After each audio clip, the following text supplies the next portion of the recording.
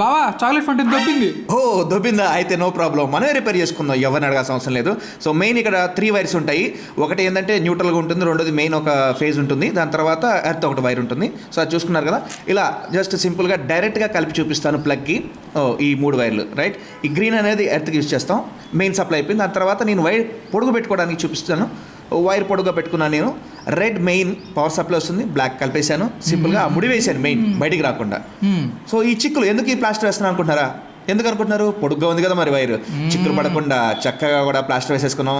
ఈ వేసుకున్న ప్లాస్టర్ ఏంటంటే మనకి ముడులు పడకుండా ఉంటుంది, యూస్ఫుల్గా ఉంటుంది. అయిపోయింది, పనిచేస్తుంది, చూద్దాం మరి. జగాస్ it's working. It's working. Current shock ఏమైనా దొబ్బుతుందా? లేదు, కరెంట్ షాక్ కూడా కొట్టట్లేదు, సూపర్గా పనిచేస్తుంది. మరిన్ని ఇలాంటి క్రేజీ స్టఫ్ కోసం, వీడియోస్ కోసం please do like, share and subscribe. మరి ఇన్స్టాగ్రామ్ అయితేను ఫాలో.